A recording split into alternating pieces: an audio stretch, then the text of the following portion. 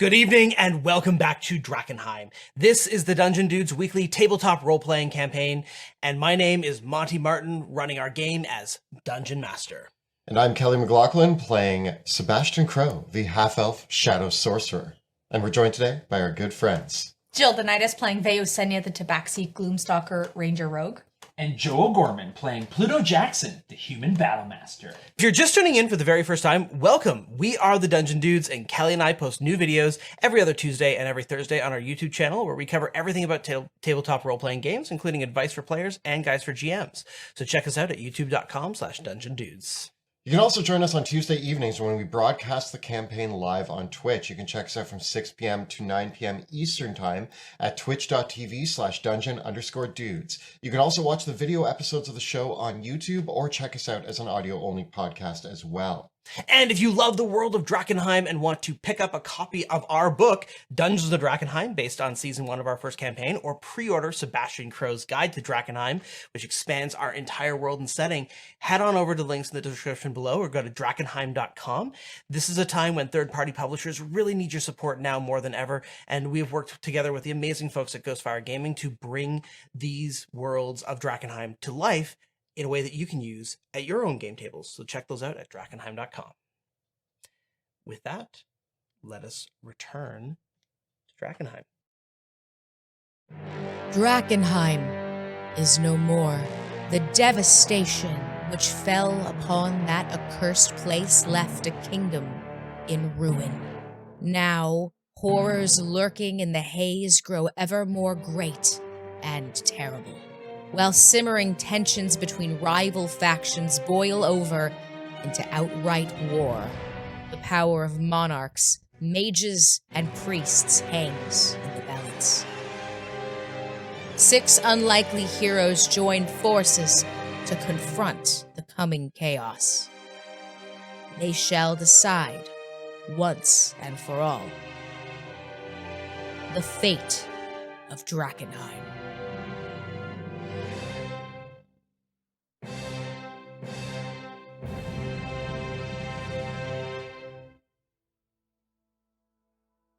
Welcome back to the fate of Drakkenheim. When last we left our heroes, Veo, Sebastian, and Pluto had left the delegation of Wilhelm von Kessel and their whole train that had now arrived in the city of Geldstadt to pursue a strange mystery that they found in the palace of the von Sindaus. For within the halls of House von Sindau were several paintings with its strange magical nature and pigments mixed with delirium.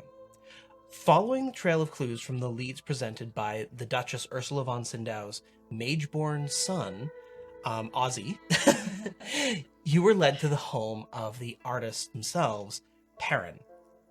Finding the home in disarray and the studio a mess, you encountered several other paintings enchanted with far more macabre and dangerous magic, including one which a gigantic cockroach lurched outwards to attack you. Now, Veo and Sebastian have clambered into this magical portrait to explore the world within, held only connected to the real world through a rope that Pluto holds outside in the house itself. Veo has gone far ahead of Sebastian down this narrow and claustrophobic tunnel into but still you are within the sound of Sebastian's voice, but further than the distance of the 100 feet of rope that the two of you have.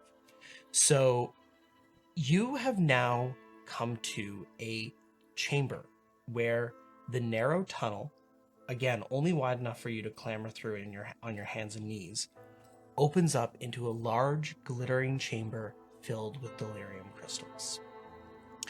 Within this chamber is a makeshift artist's studio.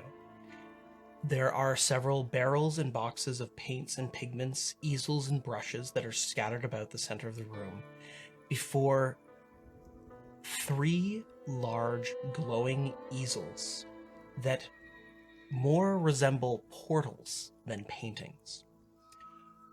One of the portals each glimmer with a different color one in red, one in blue, and one in a greenish yellow.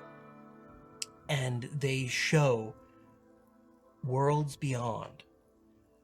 From your current vantage point, you can see that one depicts a hellish landscape.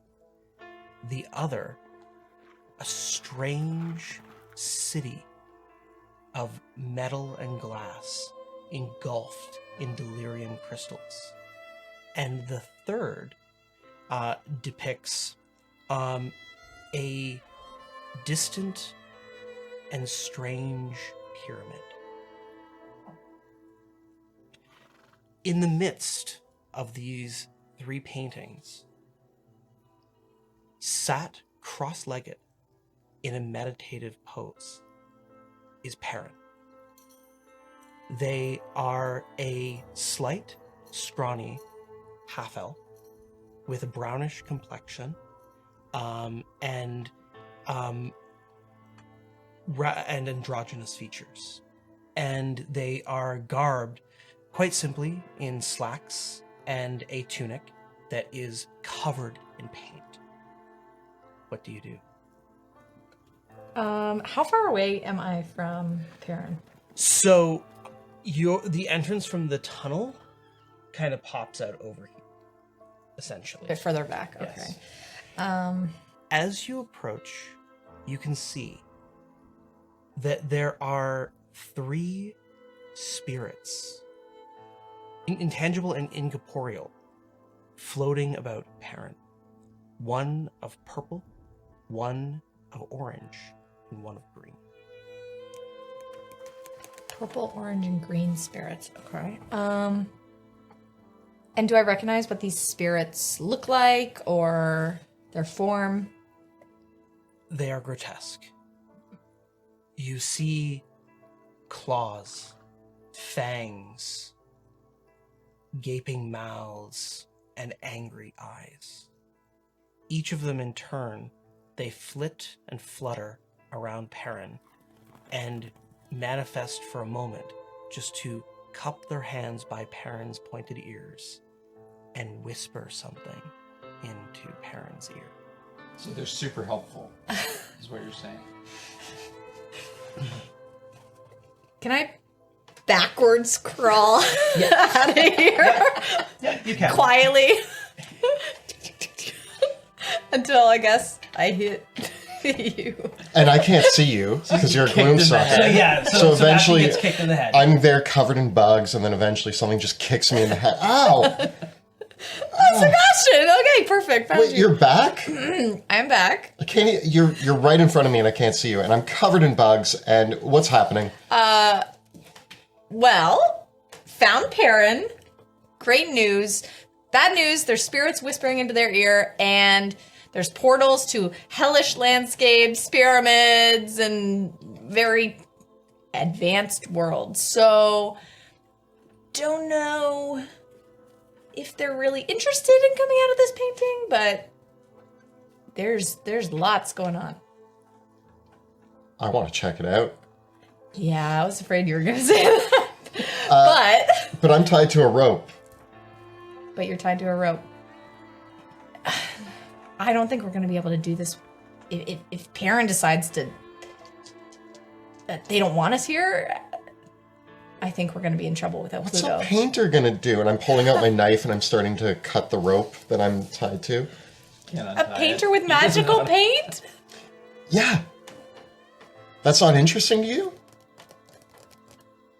It's interesting. I'm gonna cut the rope that I'm tied to. Okay, you cut the rope. And I take out a little piece of paper and I write, Pluto, investigating cool stuff. And I put it at the end of the rope. Pluto, you feel the rope go slack with a small snap on the other side. And I start nudging you forward. Okay, I guess we're going forward. What are you going to do, Pluto? Panic overtakes me. A wash of, as I pull harder and harder and feeling nothing on the other end to eventually reveal this note. Mm-hmm.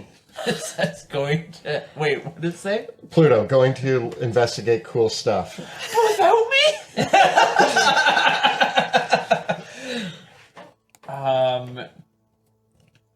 I think I know what to do. I reach into my bag of tricks and I throw down yet another animal. Okay. So there's now a tiger and a baboon. Okay. This is an interesting combination. So I prefer jackal. Really hope for jackal, but we'll settle on the baboon. I look at the baboon and I look at the tiger and I pick up the baboon and I put it on the tiger and I go tell River and go find River and tell her that we're in a painting in Perrin's house. Give me an animal handling check. To handle the baboon? To like physically handle the baboon? Yeah, makes sense. I get a 21. Okay, you help the baboon onto the tiger. The tiger licks its lips. And is definitely hungrily eyeing the baboon. And the baboon's nervous about the situation, but they're going with it for now. But they stare at you blankly because neither of these creatures know who River is.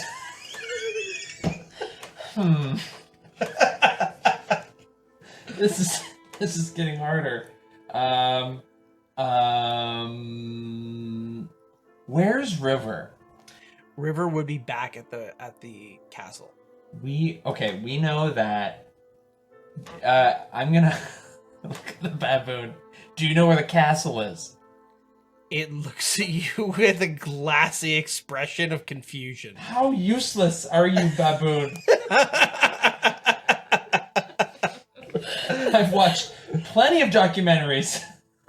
I feel like maybe I gotta build some like groundwork for him. I don't know, but I mean, at this point, I just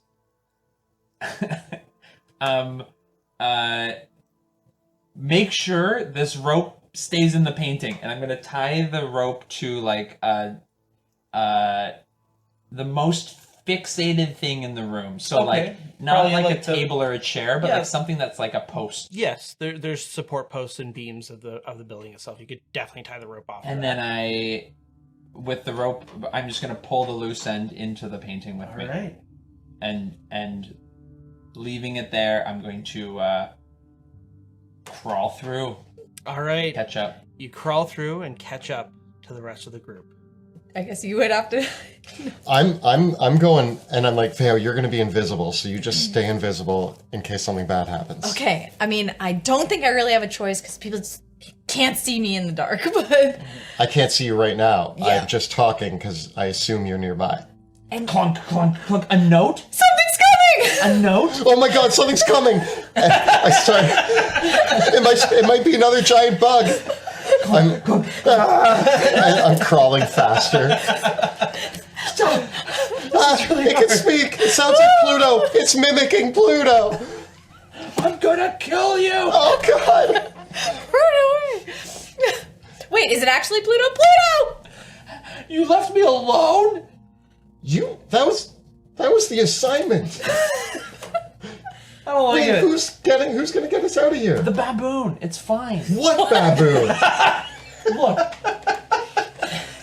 The baboon couldn't get River because he didn't understand the instructions. But I think the baboon and the tiger working together, they'll be able to to guard the general area. And as long as well, anyways, I'm here and I just couldn't be alone anymore. All right. I'm just so used to you guys being there with me that I just didn't want to be alone. You know what? This is okay. This is good. We're going into some interesting territory for Who said Pluto. It's Theo. You don't recognize my voice. I recognized your voice. Yeah, it's just freaking me out, man. I won't be able to be seen because it's dark. I don't know if you can see in the dark anyways, but I'm here leading this into the scary area. Pluto, do what you do best. Stay unseen. Be invisible. Don't make a sound. What? That's me. That's mixing us up a little bit. And Listen, I've got an idea. So, Perrin is in there with some weird spirits, some weird portals to far off lands, and I think I just learned this new trick where I can paralyze him And then we'll ask questions after. You're gonna paralyze him? Yeah, just temporarily. Yeah. Magic. If you paralyze them, then what happens to the portals? I don't know. You remain invisible in there, right? Yes. The chamber is illuminated. The delirium illuminates the chamber, and the portals do illuminate. No. Well, that changes everything. But if I can, from where we look into the room, You saw spirits. Saw Are you spirits. convinced they're evil? I mean, they were pretty grotesque looking and were whispering into Perrin's ear. That's enough for me. That's a lot of judgment. I would say, You've killed If- for way less. yeah. I'm gonna go. Your threshold is way lower than that. Listen, I don't know if Perrin is the one, being controlled by these spirits, or if Perrin summoned these spirits. I don't know. But that's why I thought a pause on Perrin might be a good start. All I'm saying is we need Perrin alive. Oh yeah, I no. think we need to rescue Perrin from Yes. that cockroach. Said some things that insinuated that Perrin is a prisoner.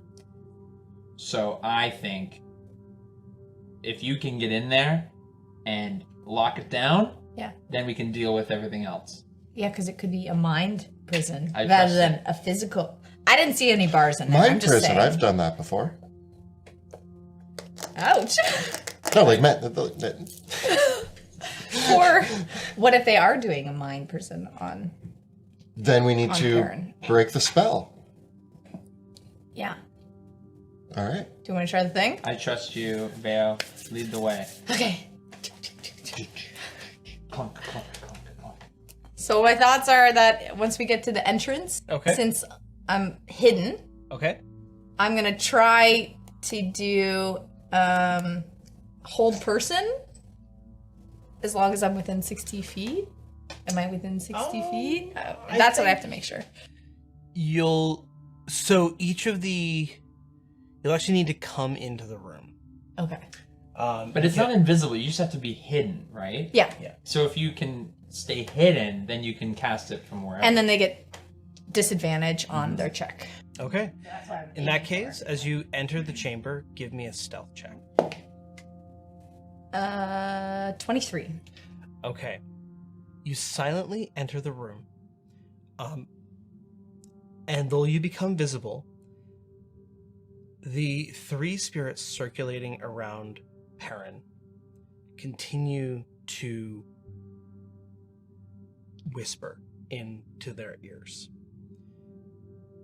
Perrin is completely still, sitting cross-legged in the midst of their artist supplies. All right. Yeah, I'm gonna try casting hold person on Perrin. Okay. So you have to roll wisdom, right? Wisdom Yes. saving throw. With disadvantage because... Disadvantage because I'm hidden. Okay. It's a 13.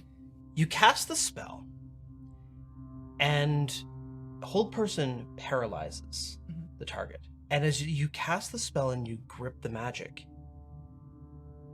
give me an Arcana check of your own. Oh no. 9. Okay. Something's wrong. Perrin was affected by the spell, but Perrin was already paralyzed by something. It's another. You turn around and I'm like, you did it. Once. Okay. Didn't stand a chance. Can I then use? Oh no, it's within 10 feet. Never mind. I don't want to give away my position, but I want to make. Oh, you guys can see me now. Okay, I want to make like a. It didn't work, like cross my arms because I can't yell pork chops. This is true. That it like didn't work. And I can't climb back up. Well, I guess I can climb back up, but that might give away my position. So you see a cat doing this to you. And hold person, does it have verbal and somatic components? Oh, good question. Yep. Okay. As you finish casting the spell, you were hidden, but now you are unhidden because you had to speak to cast the spell. Yep. The three spirits shunt into reality. Their bodies composed almost of flittering liquid paint, forming three grotesque figures. The first figure is green, and it is a horrifying, bloated monster, almost like a troll, cross between a troll and a demon. It has a massive pot belly, stringy hair, and almost a frog-like face. The next figure is almost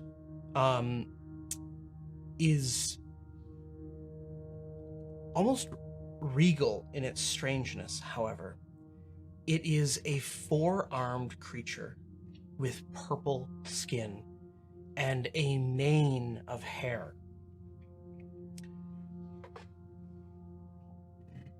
The final figure is more like a stone statue, and it is made of an orange clay with bright orange gems for eyes.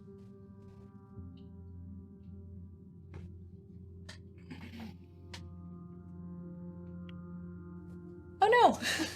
And the three figures, as they appear, the first one to speak is the green one, and it says, "Come forward. I can see your fear." And the purple spirit, it says, "Yes. Come forward if you hope to survive." And the orange spirit, speaking in a gravelly voice, "Yes, I know what you dream of, but that escape you'll not find." I do walk forward. Vale walks forward 5 feet and just says, "Hi, just coming to check on Perrin. Looks like they're a little bit sleepy. What's going on here?" And the purple spirit introduces itself, and it says, "Perrin is searching for inspiration and should not be disturbed. We are Perrin's muses." Oh, I can definitely see the inspiration in these beautiful canvases on the other side of the room. I won't disturb this artist and their process, so I'll just, and I take a step back to go back out of the room. The creature, one of the creatures, the green one, says, "Are you afraid? Don't go." I'm afraid of most things, so yeah, definitely slightly afraid of this situation, especially me being all on my own. Bad idea. Take another step back. Okay. Meanwhile, Sebastian and Pluto, what are the two of you going to do? Who's Veo talking to? 3 friendly ghosts, looks like, I think. For real? From here, yeah, seems that way. Okay, I'll just hang out then. Should I step? She seems nervous. Do you think she needs me to step in? I don't want to like infringe on her moment here, but Yeah, I think this is really like a special moment for Veo. I'll let her keep going. Yeah, I know she's doing a great job. I don't. Yeah, I always do the talking. Yeah, I'm just gonna just put my head down. I'm just gonna just clock in a quick cat nap. And you just wake me if you need me. Vale, you're doing great. Keep going. Can we hear everything? You can hear the echoes of it. The two of you can both make stealth checks, though. 18. Oh, hold on. 6. The spirit, the orange spirit says, "What are you hiding back there?" I mean, normally when I come in an area like this, I like to store a bit of snacks because I never know when I'm coming back, and sometimes those snacks aren't totally knocked out, but other than that, really nothing. Hey, Pluto. Give me a deception She check. called us a snack. I'm a full meal. Oh, 26. The creatures say then, "Strange time for snacks," says the purple the purple spirit. "Why don't you bring them out, and you can wait until Perrin wakes up." I don't like to share my pork chops. Pork chops. I step out, brushing cockroaches off of myself. Okay. I squeeze my big shoulders through the hole. Pork chops. See, nothing but pork chops. The green demon spirit says, "Ha! Fear is all over you." Friendly spirits. My name is Sebastian Crow, local snack with a new cool rope belt. We're here to help Perrin out. The spirits say, "They are not in any danger. They are searching for inspiration, and we are their muses."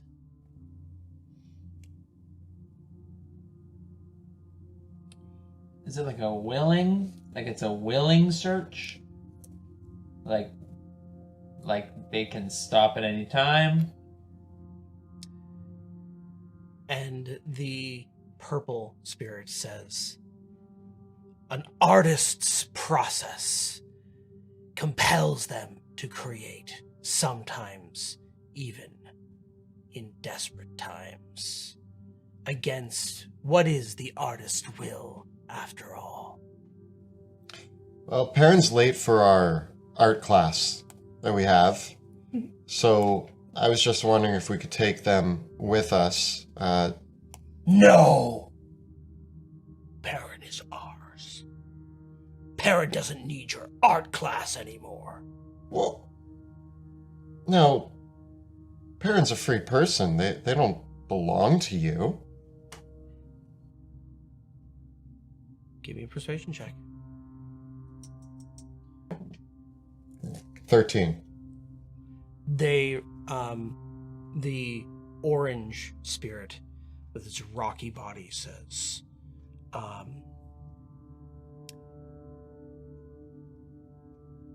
"We will show Perrin we are here to help Perrin."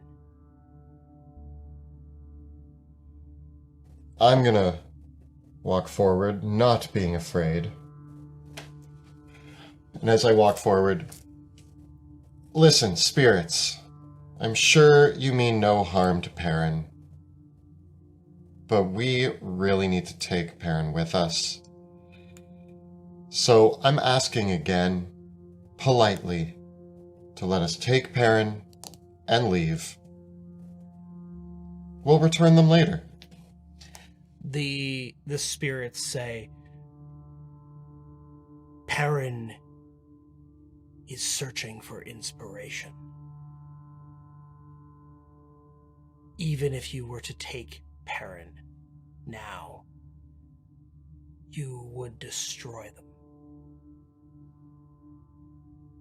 Their mind is not here. And they gesture to the 3 portals behind them. We have shown Perrin how to find inspiration in new worlds and vistas, and that is where they are looking. This body is but a shell. We're inside of a painting right now. We found Paintings and Perrin paintings, yeah. and 3 more paintings Mhm. that Perrin's mind is in. Is this? Are we doing an Inception here? Yeah.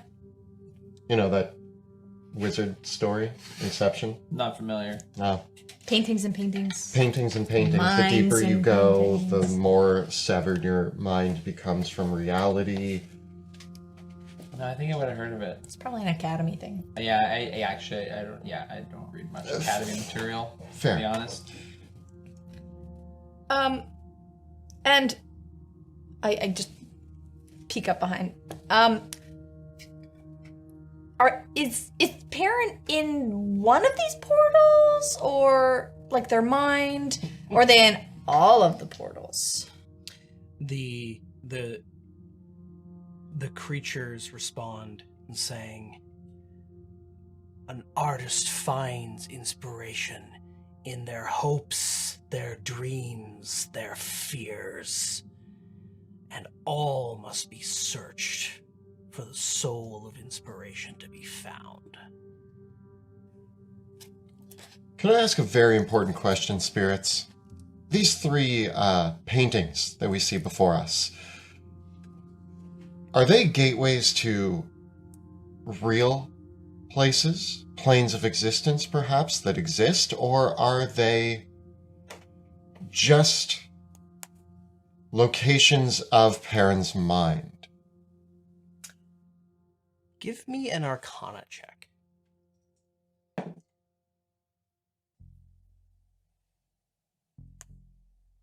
$21. Just examining these paintings, they have... The paintings that you saw before were uncanny. But looking around where you are now and sensing things around you and these creatures, you might be in the space between worlds, a manifestation of it. And if you are, these could be actual gateways to other actual worlds. Sebastian approaches and says, would you mind if I took a look at these paintings? I'd like to admire the artwork. I won't disturb Perrin. I'm just interested. Very well. I squeeze past. Mm-hmm. I'm going to approach the orange one and look into it. And Pluto, what are you doing? I want to get closer. Okay. Give like a hi, how are you? I'm gonna go to where Pluto was, where Sebastian was previously. Give a little like, trying to keep it still a little bit of eyes on Sebastian. This red painting leads out to a hellish landscape. It is partially a self-portrait, for in there lies Perrin, naked and alone. It is painting of naked fear. This hellish landscape, does it seem at all familiar to me, or vaguely reminiscent of anything important, such as Give me one more Arcana check. where I may have accidentally sent people a long time ago? Oh no, that's a 1. You don't have advantage. I don't have You can use a sorcery point to reroll. Oh, that's a new thing, isn't Yeah. it? I will do that. Well, 10. For someone like you, you know what hell looks like. That's hell. And just to confirm, That's where I sent Mouse, right? No.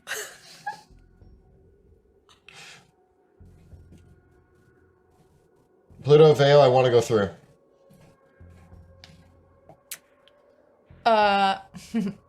Sorry, what? To save Perrin. Can we use these paintings? I gestured three to the spirits purple. turn. You are welcome to take in the artist's work, but do not disturb the artist. I want to get closer to I want to go up right beside Sebastian, Yeah. and I want to whisper to him like, "So, are you saying we need to go in each painting to get Perrin out?" That might be the case. Vale, if I'm going to level with you, specifically, this painting, I need to see where it leads. This is the closest we've been to,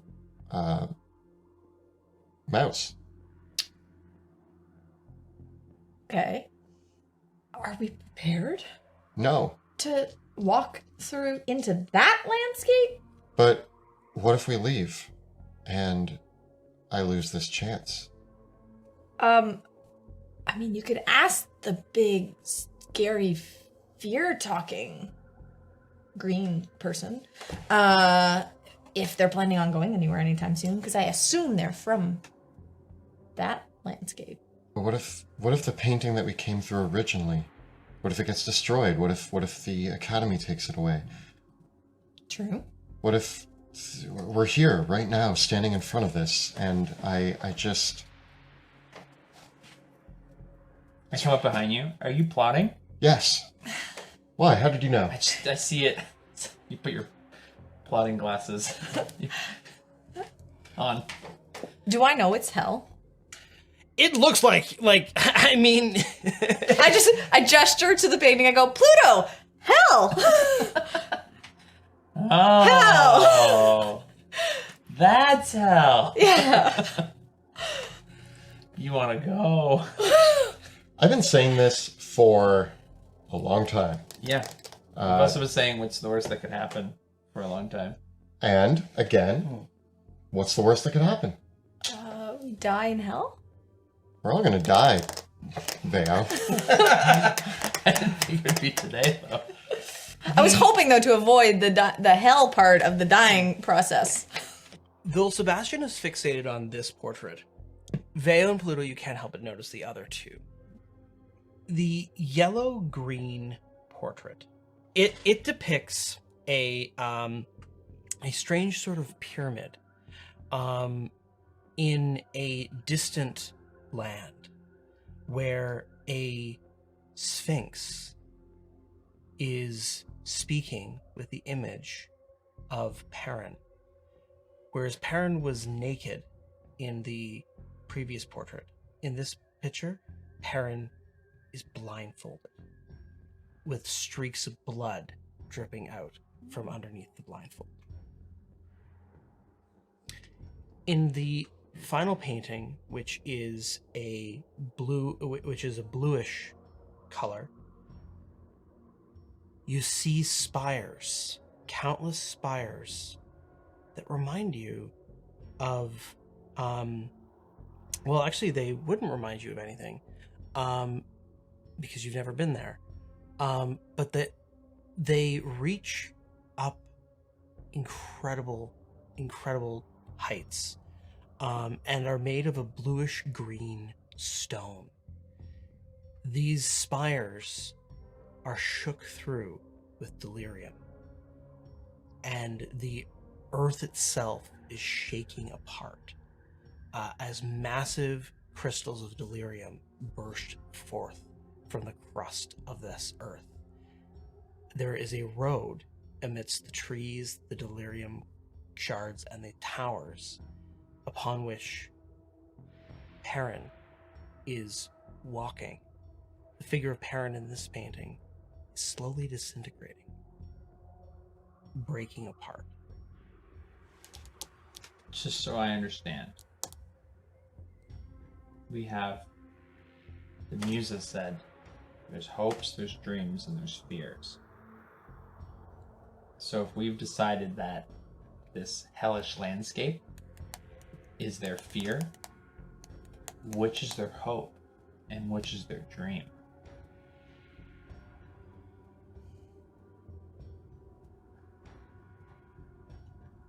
I mean, it's 50-50 at this point. Like, the dream is the dream that of the world collapsing? Give me an insight check. 24. It's more like a broken dream. And the other, a blind hope. Naked fear, blind hopes, and broken dreams. I wonder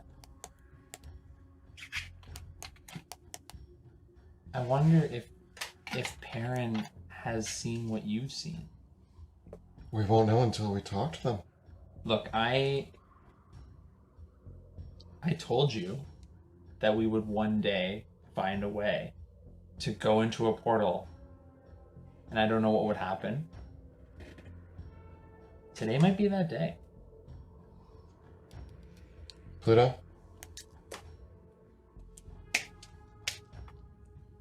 No. Is that the Caspian I promise? come in behind you and I put It's my all hand me. on top. It's all me, man. I'm just like, I'm here too. Do you three want to go to hell with me? Wait, do you two want to go to hell with me? We're three. Two of you. No, you were bringing Casper. Oh yeah. Yeah, Casper counts. Who's Casper? Our rug. Oh wait, you weren't there for that. We have a rug. Oh yeah, we have a magic rug named Casper, and he flies, and he saved Veo. Yeah. You got a lot. We got a lot to catch up on. I'm surprised did we not tell? You know, you may have, but there's been a lot going on. The rug was not top of my worries. Will you come to hell with me? Yeah. On 3. 1, 2, 3. Hell! And I dive through the portal. Okay. And I'm right after you. I need a potion! And I dive through. I yell, what's the worst that could, and then I'm... Alrighty. You dive through the portal into the burning depths of the afterworld. Hell. This is the pit of darkness. That ultimate reflection of the human soul. And you awake with and open your eyes to the smell of brimstone and the sweltering heat that singes your eyebrows, your fur, and even feels for you, Pluto, like you are cooking in your armor. The insane heat around you is only dwarfed by it is a dry heat. One that is simply baking, like being in an oven. You see around you rivers of molten lava, but they have a strange tinge to them. For it is not molten rock, but boiling blood, heated to super hot. The stone and the earth around you is less rock and more charred and petrified flesh, breaking off like bits of charcoal and exposing with every step sinew and blood beneath. As you look up at the cavernous ceiling, you are in sort of more of a valley, so that you stand in. As you walk through this gateway, and behind you there is a strange door leading back into the paintings that you saw, into the room of the paintings before. Up above you, the sky ends in a cavernous ceiling where a light rain of blood falls down. Here in these bowels of the afterworlds.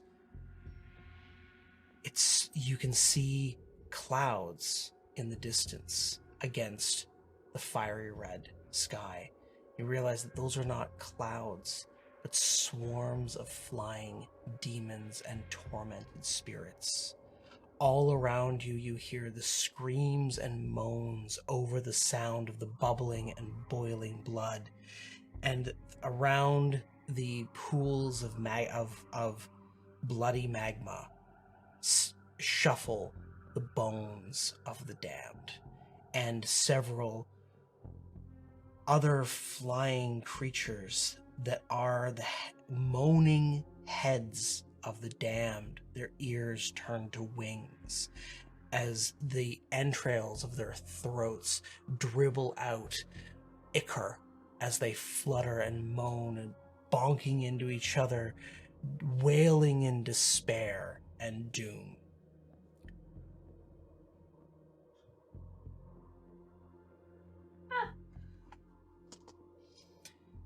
Before you, in the midst of the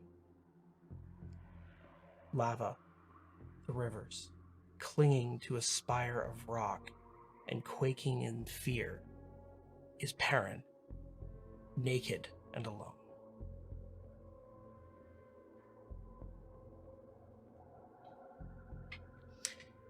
You can see that the portal here, as you stand through the portal,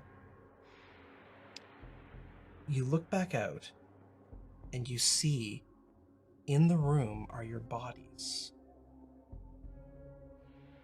on the other side of the portal. As if when you touched the portal, you actually stopped and sat down. And there is a strange tendril of energy that connects you back to this portal. The tendril of energy feels like a harness on your body. And as you reach out and feel, it's almost like a tail or a spine coming out of you. It's slightly intangible, but you notice it immediately as you walk through. And it's extremely sensitive to pain. As if this is some sort of umbilical cord connecting you back to the space between worlds. You notice that Perrin, clinging to the rock, has this similar umbilical cord connected to them as well. Well, we gotta grab Perrin. We should bring them back out of this place. Yeah, we can get Perrin out of here. Yeah. But Sebastian, you're after something else. I can see it in your goggles. Listen.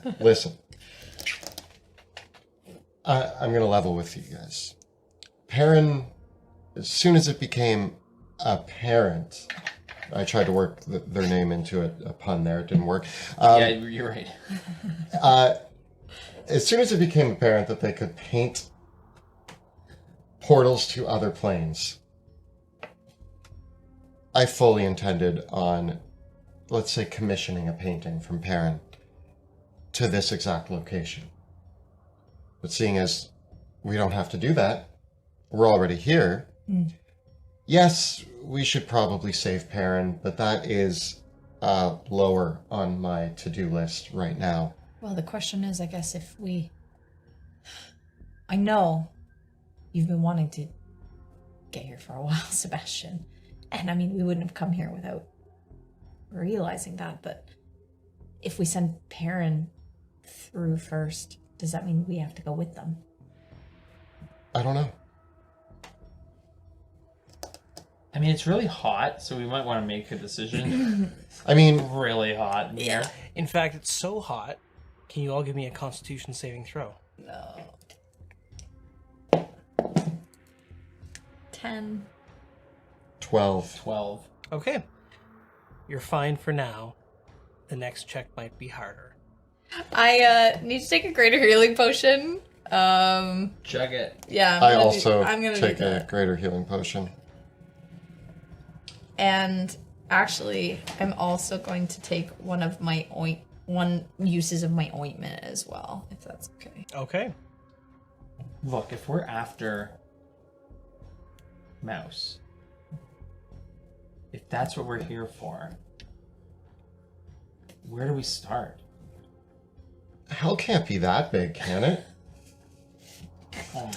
In this moment, the camera zooms out.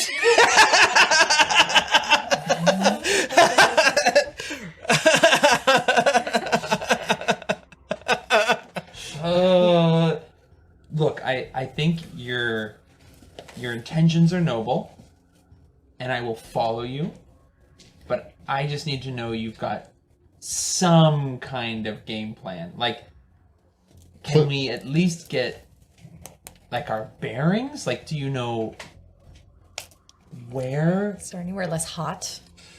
Okay, Is all of hell this hot? here's what I got. Mouse's soul is in the hands of he who laughs last. He who laughs last is somewhere down here. I assume.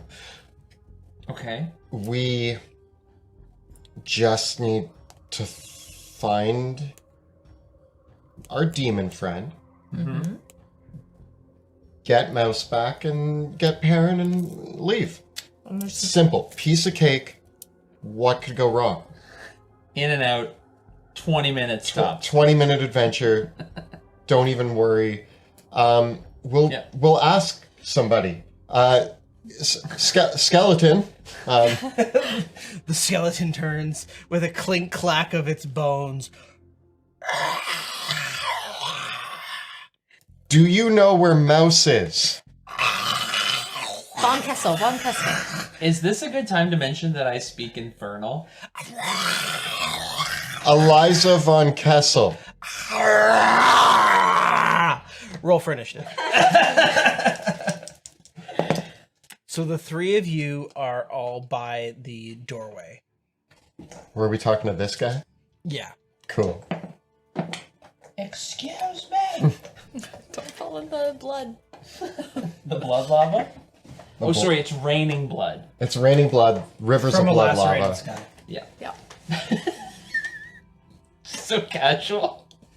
What's wrong with the sky? Oh, it's lacerated. Oh, that's what that is. Neat. What do we got for initiative? 24. 24 for Vale. 21. And 16. That's pretty good for you. I'm pretty happy with it.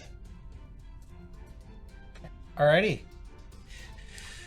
Veo, you see the massive hulking skeletons, perhaps the bodies of ogres or minotaurs, heaving up their black metal weaponry as they step out of the blazing rivers.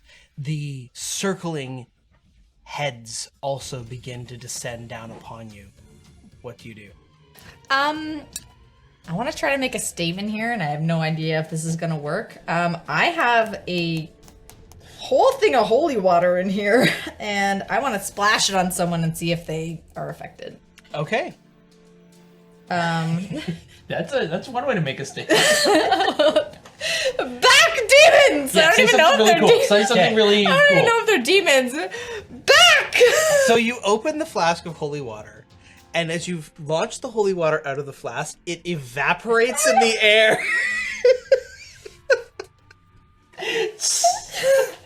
Just becoming a cloud of steam. Good. Holy steam, go! Get him! Try to blow the steam towards the demons. Well, that didn't work.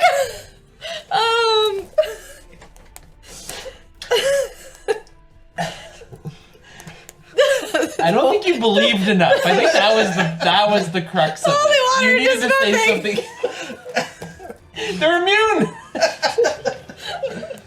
Run away! Is that my action, I guess, or is it an attack? I'll count that as one of your attacks. Okay, great.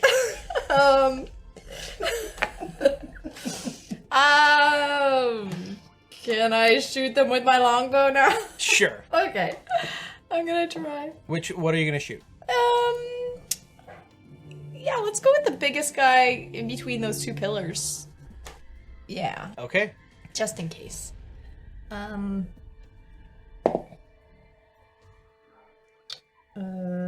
Math. 20. That is it.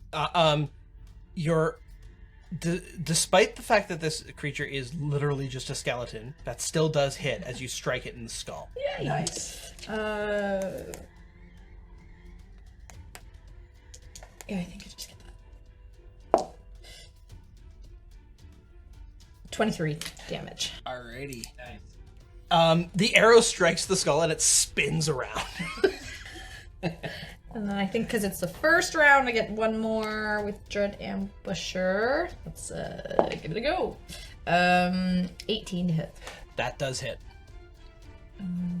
This time the other side of the skull is spinning the skull spinning the other direction. Perfect.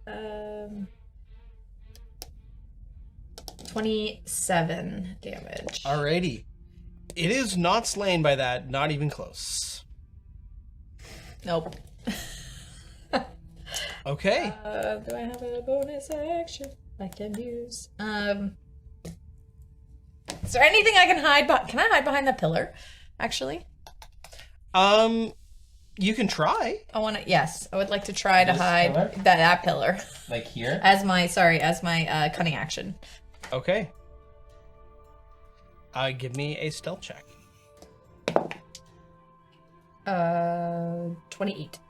Okay. With that, we will move on to Sebastian. I'm gonna poke my head through those pillars, and I see the skeleton, and I'm going to cast Levitate on it to try to just get it to float. It's not close enough to those pillars, I hope. So my goal is that it just starts to float up. Okay. I have to make a con save. Oh boy, haven't read this in a while. Weighs up to 500 pounds. Constitution saving throw. Okay. I get a 24. Good for you. It sounds like he's not levitating. He's not I levitating. put my staff through. You see a beam of energy hit the skeleton. Nothing happens. And then I move behind Pluto, and I slap you on the back, and Oh I go, my god, he's immune to both of your magic. All right, It's your turn, Pluto. You're up, big guy. Guess it's smashing time. And I draw Ignatius, burning blade, devourer of demons. And you hear Ignatius ring out in your mind. How I have dreamed to bring righteousness to the blackest pit. Forward for the flame! And I say, what he said. And I leap at this awful creature. I leap through. I just don't want to step on magma. Yeah, that would be a good decision, wouldn't it? Where is there no? Where is there? Is this like? Can I? Is there like footing? You can certainly try. As you walk across there, give me either athletics or acrobatics. Come on, Ignatius. Doing this for you, buddy. I get a 12. Okay. You've got a choice. You can drop prone right now, your movement ending immediately. Or you can make a saving throw to not fall in the lava. Saving throw. Okay, I will need a dexterity saving throw. Oh no, not that one. Oh no. I get a 14. Okay. You narrowly avoid falling into the lava. That's all that matters. But there is still a splash of heat and magma, and you suffer 25 points of fire damage. It is halved because I'm resistant. due to the Helm of Brilliance. Okay. And then I begin to smash times. I bring Ignatius down on the horrible... I'm gonna just... Yeah, it's a troll that I've killed, and I'm gonna kill it again. In hell. We meet again. This is the one troll. I remember you. My lowest was a 21 to hit. Yeah, those hit. Yeah. Great. It's over here rolling damage. I assume you can take a lot, so.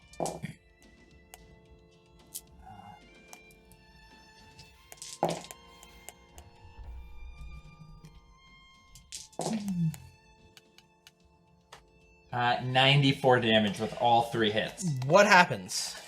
I begin by I'm gonna take out his front leg, and then as Ignatius is down, I'm gonna bring up and I'm gonna put his big metal hammer into his face, and it knocks him back, and then I take one more hit and I knock him back into the lava Nice. as he falls back into the magma awfulness. All right. With that, it is destroyed. And so we move on to the skeletons. Alrighty. Lumbering forward come the creatures walking through the lava. So one's going to walk right through the lava towards Sebastian. Yep. And the other 2 are going to walk right through the lava. They're going to dash because they're not... How far can they get? 60 feet because they're dashing. Pretty far. So only one gets to Sebastian, and it brings down its massive...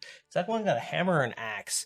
Black metal weapon in a wide arc, making 2 attacks against you.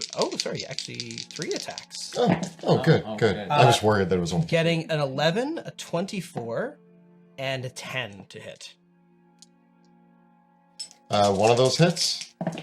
It's going to be a total of 16 slashing damage. Ouch. Says Sebastian. And then Ouch. the flying heads. Uh-oh. The flying heads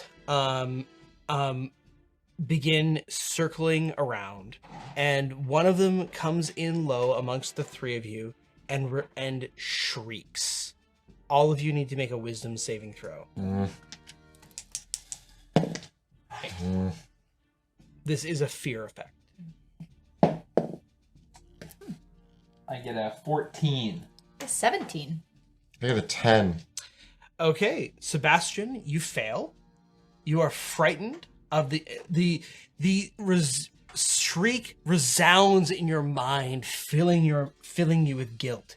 You are stunned until the end of this creature's next turn, and frightened and stunned. I've been here before. Yeah. You 2, on the other hand, now that you have saved, you are immune to the stunning screech of all of these creatures. Oh, amazing. But how many skulls are there? Well, There's a lot. 3. There's like 1. these skulls, though, are all seeing Sebastian stunned with guilt. All the remaining ones fly right at Sebastian. Yep. How far can they get? They can move 40 feet. So they all fly as close as they can to Sebastian. They get right there. How many get up to him?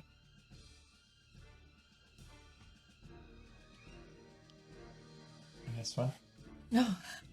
Little hidden. They go there. I think 2 got up to me. Yeah. Okay. There's The 2 get up to Sebastian, and they fly down and extend their tongues, and the esophageal bits dripping off of them, and send them up Sebastian's ears, mouth, and nose. and this one. Oh, so 3 of them. So Sebastian, I need 3 charisma saving throws. No, that guy moved. Oh, sorry. I moved him his mouth. So then 2. Thank you. Yeah. Thanks, Pluto. This guy gets an extra move. No. Now it's only 2. What saving throw? Charisma saving throws. 2 of them? Yeah. First one. 16. And 32. Okay.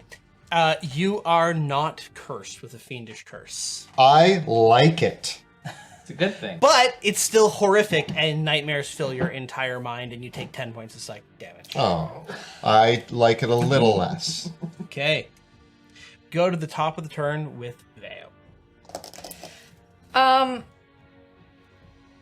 I want to... Okay. I want to ask you, will Casper ignite into flames if I bring him up here?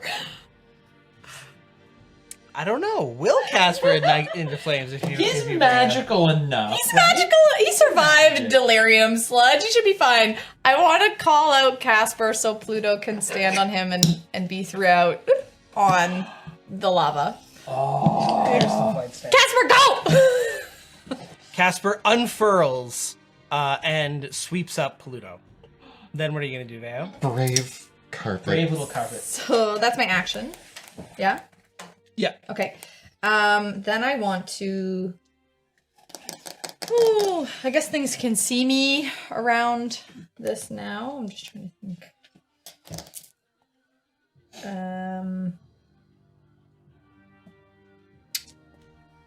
If I can disengage with... Am I based? There's one that's close to you, the Shrieking Heads. And any space just one step behind? I'm sure you could... Well, I mean, you can climb, right? You Yeah. can, Oh, climb yeah, up I there. could climb. I'm gonna climb up and away and get a vantage point. Yeah, that's it for now. Okay. Sebastian, you are still stunned. Sorry, sir. No turn for you. I have things in my nose and eyes and ears and everywhere, and it's a bad day for Yeah. me, you know? Pluto. With Ignatius in hand, I sweep to the rescue. I'm gonna fly in at this horrible axe-wielding maniac, I'm just like, go, Casper, go! and I get so close. I get a 32 to hit, Yes. but I want to use one of my maneuvers, and I want to do a disarming attack. So can he make a strength saving throw? I get a 15. He drops his axe in, hopefully, the magma. Okay. It is a magma-proof axe, but it is dropped. Yes. And he's going to take...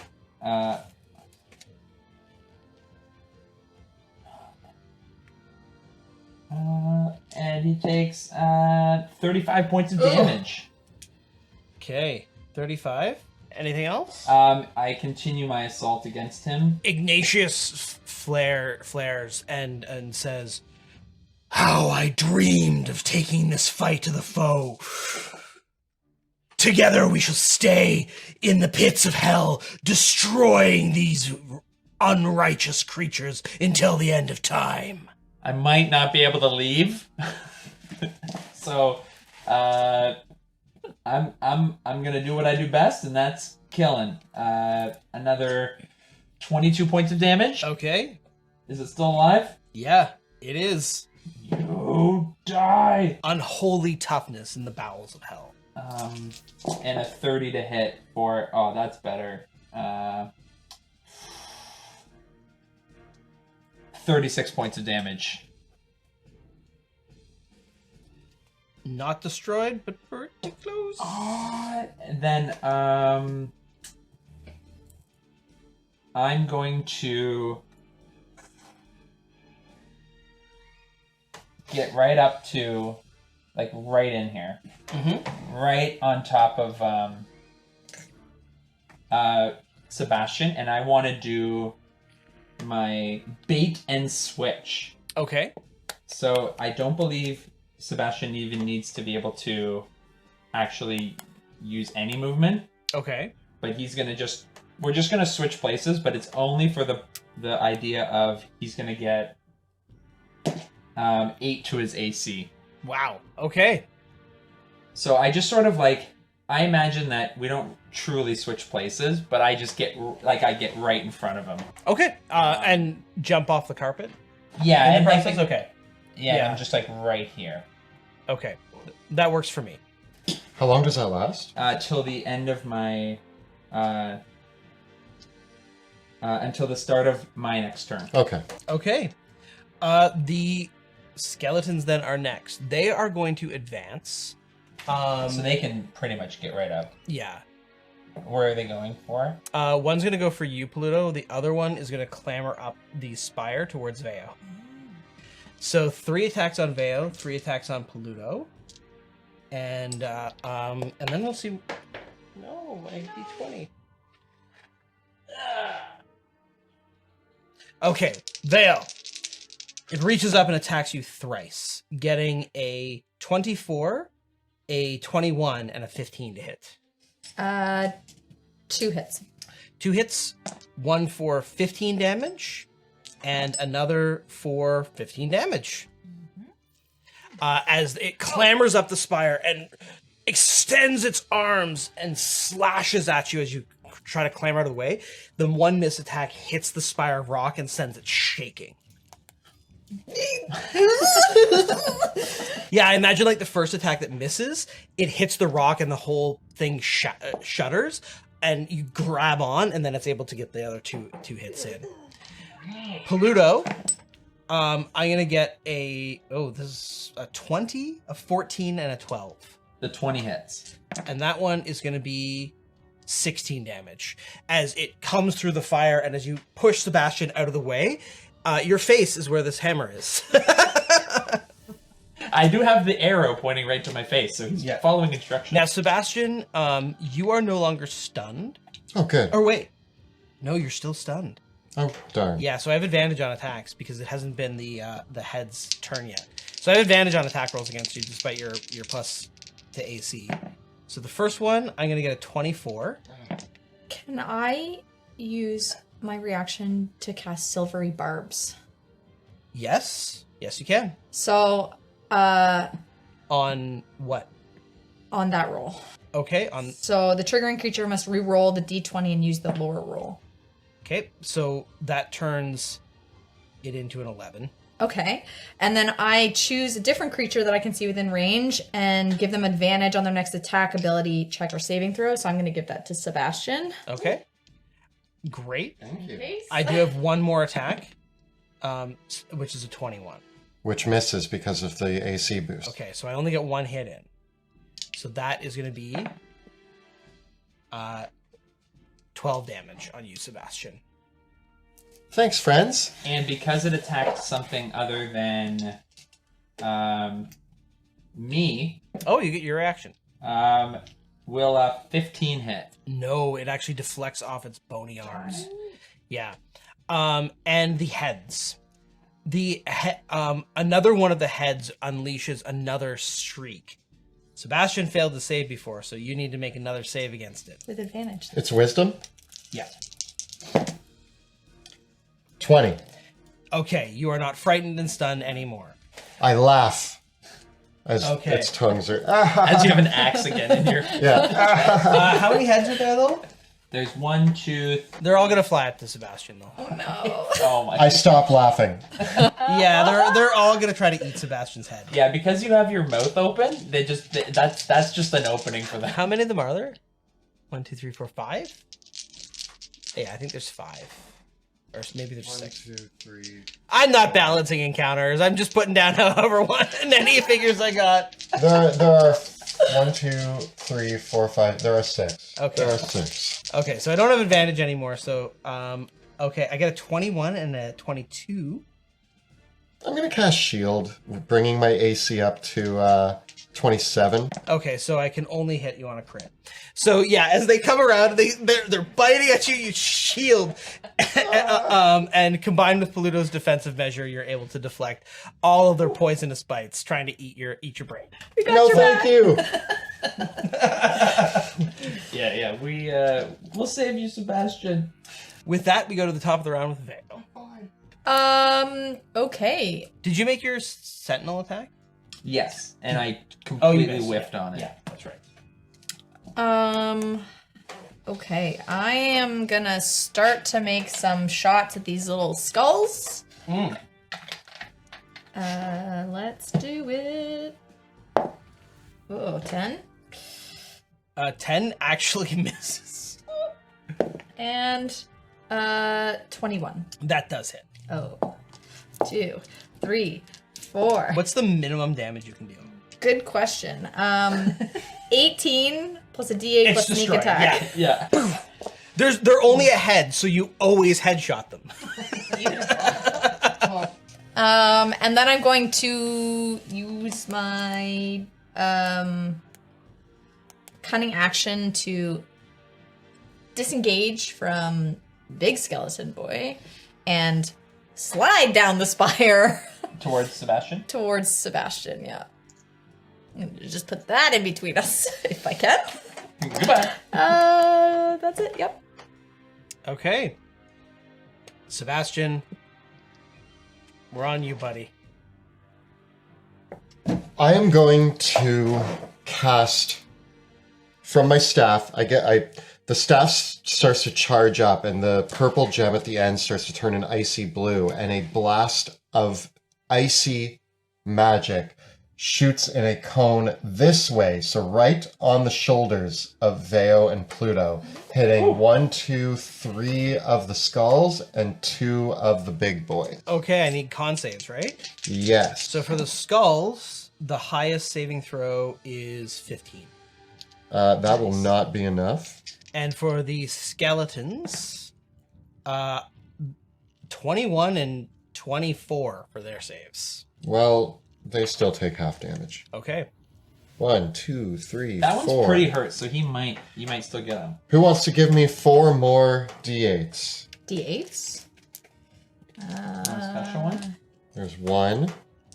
There's 3. All right, here we go. Let's see. You got enough? Yeah. Oh, man. And we are going to use Empowered Spell and reroll these 3. Well, it's a cold day in hell, isn't it? Yeah, as I blast, I say, over my cold dead body, or when hell freezes over, one of those two. You can't use both. Pick one. No.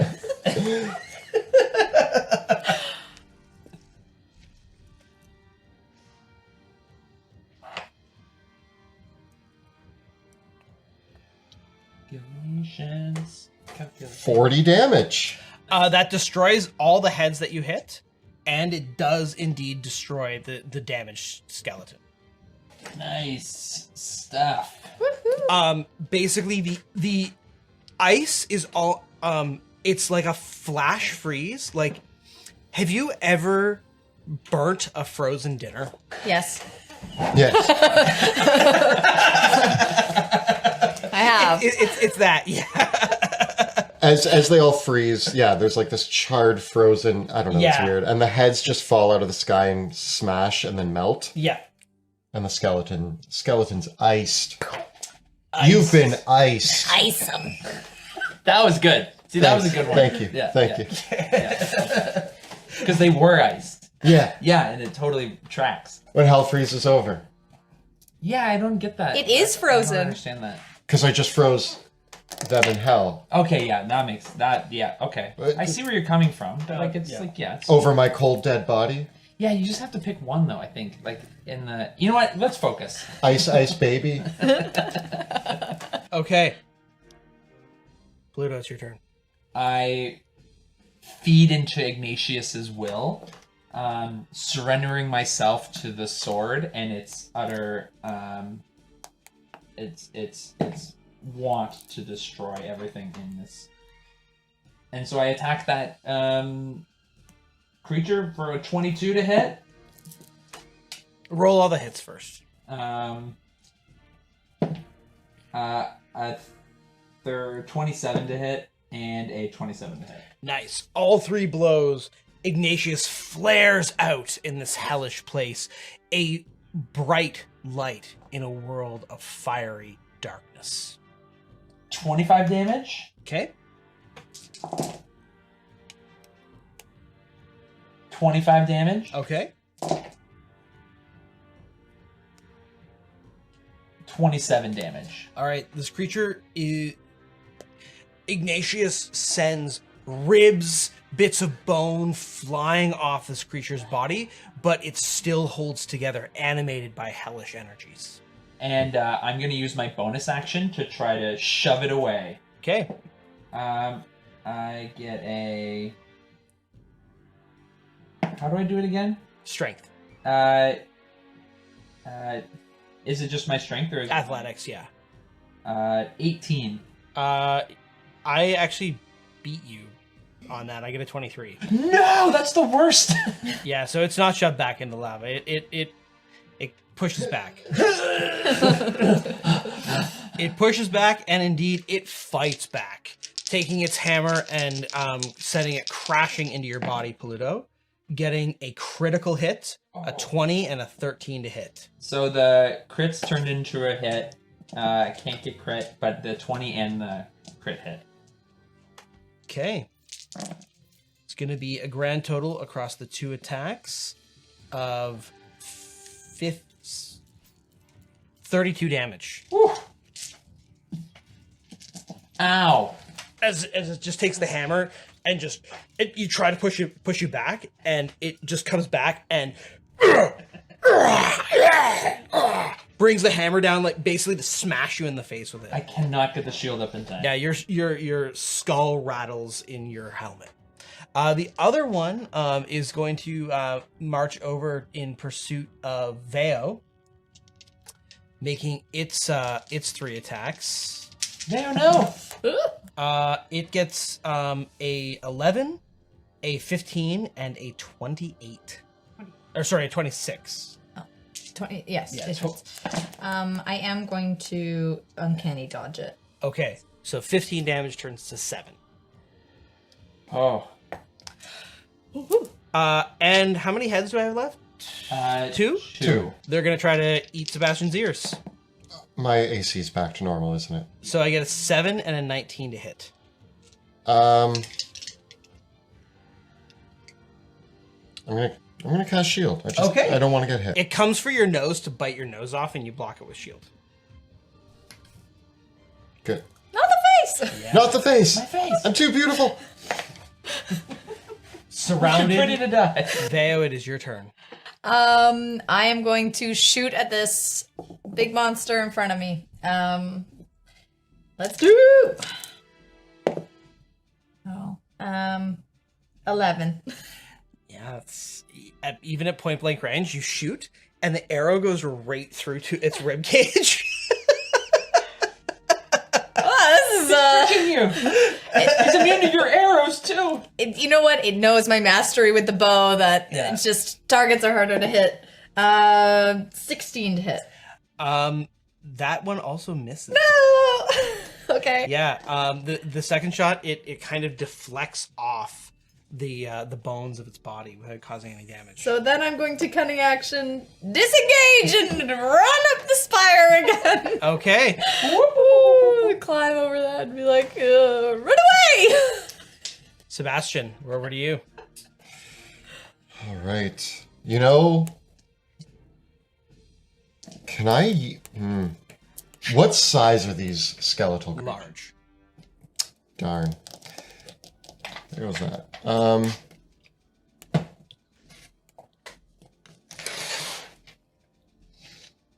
I'm gonna Tasha's Mind Whip the one in front of me.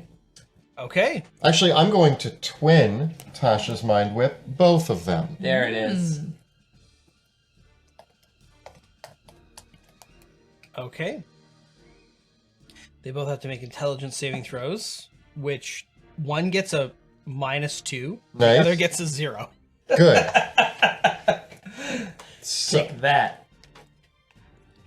So, my shadowy tendrils lash out and connect with their skulls,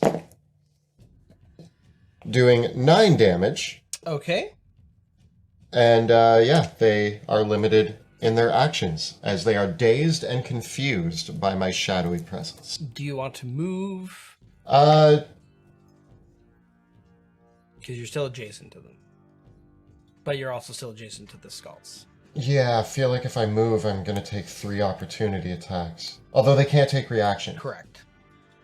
I'm going to step so that I'm only with the good skulls. Play. Good play. I step Okay. away from the giant skeleton, and now there's just 2 skulls and me. Alrighty. In that case, we are over to Peludo. I try to finish the job as the hammering resides. I get a 24 to hit. And I want to see if... Oh my god. 20 damage? That is enough Yes! to end it. I in one move, I kind of get underneath the hammer, and I just kind of cleave him in twain as his... Bones fly everywhere into the burning blood and begin melting into a goo. And then to continue to feed Ignatius, I turn to the other creature and begin my assault. I run at it, getting a 24 to hit, and a... Oh. I won't talk about that. Getting a 28 damage. Still respectable, though it's still it is unharmed beyond this first blow. And the little bit of psychic damage. Then I will do, to see if I can help, I'm going to do, I want it to make a strength saving throw. Okay. It gets a 21. Darn it. Okay. What are you trying to do? Trip attack. Yeah. Yeah, these guys are strong. They're strong. Stronger. Are you? Stronger. I don't know. I don't know anymore. Do you have any more attacks? Anything else? And it takes an additional, either way, 8 damage Okay. from that. But that's it, and I'm gonna try to get right up in there. All right, you get right up in there. It is dazed from the mind whip. And I guess I'll use my second wind because I don't know if I'll survive. Okay. Getting a solid 21 health. That is it. Okay.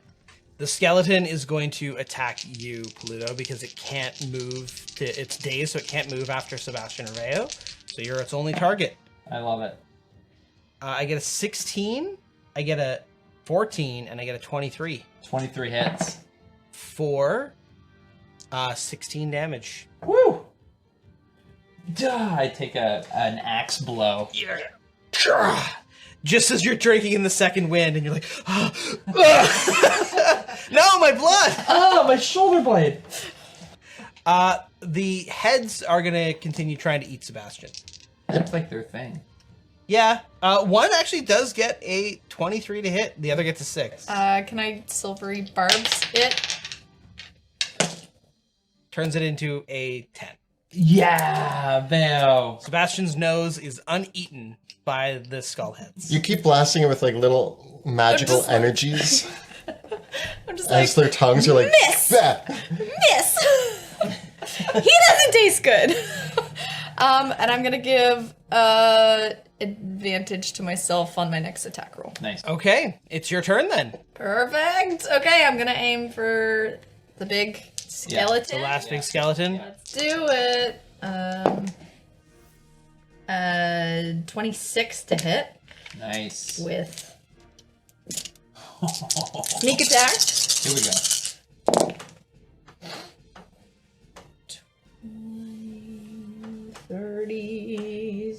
38 damage. Ooh, nice job. Okay. That's a bell ringer, but it's still going. One more. 21 to hit. Okay. Nice. For 25 damage.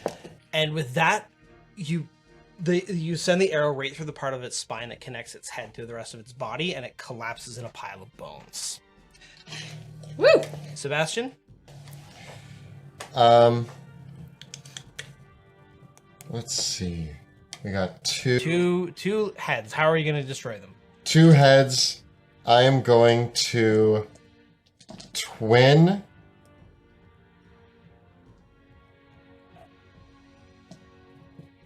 Can Can I twin magic missile? No. No, No, I can't. It's because I... no. You just fire more missiles. I'm going to cast magic missile at them as a second level spell. Okay.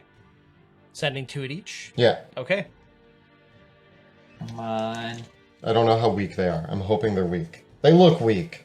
Pathetic, I say, as I fire 8 damage at one. Mm-hmm. 7 at the other. The magic missiles unerringly pop the skulls and they collapse to the ground. There's a moment of respite in the unrelenting depths of hell as the enemies are dispersed for now. You still see Perrin quaking with fear, clinging naked to the rocks across the other side of the river.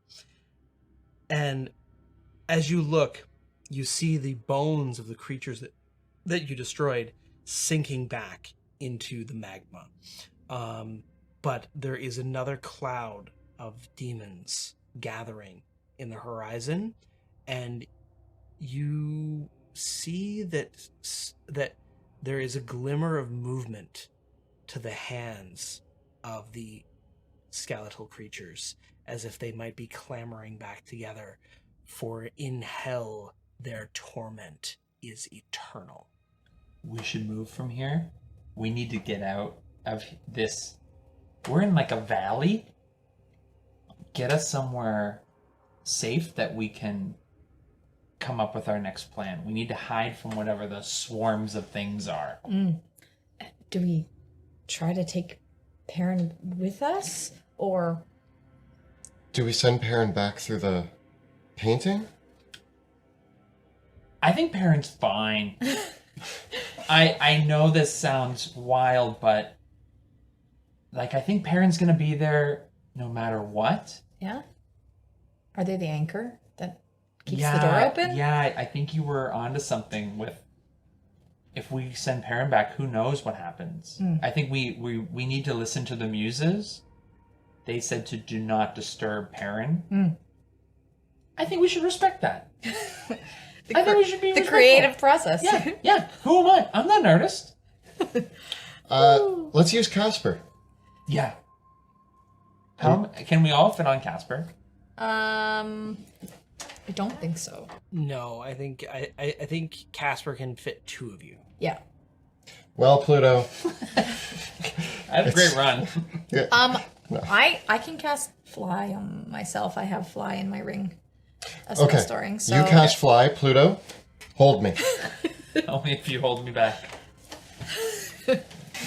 I'm also just narrating, like, and on your left, you'll see the swarm of demons coming at us. On your right, the pools of blood boiling in these. Yes. Okay. As you take to the air, you see now the full scope of the abyssal plane before you. Rising out of the pit, this pit that you have first entered in, you look upon fields of barbed grass made of blades, endless spires of flesh and bone, seas of burning blood, and skies riddled with demons and tormented spirits. The storm of blood is shook through with bolts of soul lightning as you look out onto the broken expanse before you. This world stretches on as far as the eye can see. And what connects the cavernous sky above you to the ground is not clear, although there are here and there mountains that rise up and connect the two, but how it's supported makes no sense to your comprehension. To gaze out into this abyssal place and to take in its full comprehension of where you are, I need you all to give me an intelligence saving throw. My least favorite saving throw. 11. 16. 13. You are all fine for now, but you can feel it gripping at the edges of your sanity, even as you move out of the truly sweltering heat that you were in before, and it's a little bit more tolerable, but still awful where you are. Question for you guys. Do we want to get the attention of a demonic monstrosity, or do we not want to do that? I mean, it's always my preference not to. But if it speeds up the process of finding Mouse... Is there a place that we can rest? I think there is a chance that we could find somewhere that we could safely, because you can make a dome. Tiny hut. If you can tiny hut, we find somewhere that's like, I mean, I'm sure there's nowhere that's like totally safe, but I'm sure there's places that are like off the beaten trail that at least if we can just hunker down and figure out our next move. But you've said, Sebastian, you've said that there's like we're in a different world, right? Yeah. Like that portal was painted into this world. Yeah. Other things, other beings have come here beyond that portal, yeah? Yeah. Like, what if we found a place that's sort of like an anchor for other magic users to come here? Like another entrance? Yeah. What if there's another way we can come in here on our own terms? Pluto, I've been looking for a way here for 15, 16 years now. The Academy tightly holds the magic that allows people to come and go from places like this. They do not want that. It's not public access. It's behind a firewall. Yeah, but you're Get good it? at figuring those out. Okay, here's the thing though, like, Firewalls. you were looking at it from the outside looking in. Sometimes you can't see the doorway that way. But now that you're inside, wouldn't it be a lot easier to find the door that leads out? I don't know. I look up to find a doorway. Several of the spires that extend down from the cavernous sky appear more like hives, swarming with fluttering and flying fiendish creatures. This place sucks. There are great gaps and holes in the ceiling, almost like puckered orifices, that once in a while you can see that they vomit forth, depositing wretched souls into the lakes of fire below. Gross. But that's not how Mouse got here, right? Mouse got here because I accidentally summoned a demon, the demon, who then dragged her soul down here. I accidentally created a door. I don't know how, and I don't know how to do it again. And that door wouldn't leave an imprint, would it? I don't know. The whole thing was covered up, and I was expelled within a few days. I saw the image of this place, and then something came through and grabbed her and left. And then the portal was gone. And it opened, you don't... And I'm sorry to bring this back up for you. I know this is a very painful memory, but was there anything about the landscape that might have centered itself in your subconscious that would help you know where we need to go? Well, and this is where I'm going to break character. Sebastian would have had that moment imprinted in his mind pretty intensely. Is there anything he would have recognized from the portal that opened? He saw through for a glimpse while something came out. Would he recognize any landmark? Pillar of fire, mountainous range. A great citadel of black iron. I do remember a great citadel of black iron. Like... I'm looking around. Is there anything that resembles it? The hell that you also imagine, and one thing that you recall is that for many, and for your magic, it was a pull through shadow. And so this part of hell that you are in is one of fire, but not so much darkness. And thus you look up in the sky and you can see that there is a pool of darkness on the horizon, as if there is some sort of hellish day and night cycle that is to this place. Far, far off in the distance, though. All right.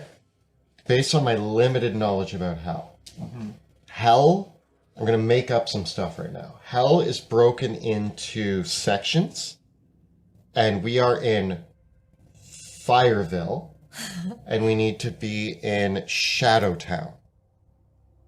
We could ask. I have a guide that I think might have some. He might be able to shine some light on the situation. Ignatius! The blade burns and says, "What are we waiting for? There are the unrighteous down there. We must destroy them before their curse takes hold." Yeah, we got a lot of killing ahead of us. We want to know more. Ignatius, what can you tell us about this place? Have you been here before?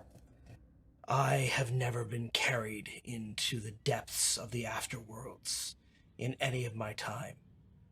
For indeed, these places are worlds where mortals were not meant to be. You may be the first mortals to walk bodily into this place in this age of the earth. Cool. Oh, pioneers. That's cool. What about the painter? Yeah, but he cowered. He cowered in the first. Okay. He found the first. They found the. They found the first pillar to latch onto. We murdered our way in. That's our style. I have an idea. Again, we need to find a safe place to rest. Yes. Usually, when I contact other plane, I'm contacting my mother. I might be able to use the same spell to contact Eldrick or River Yeah. and ask them for directions, and also to maybe get us an escape plan.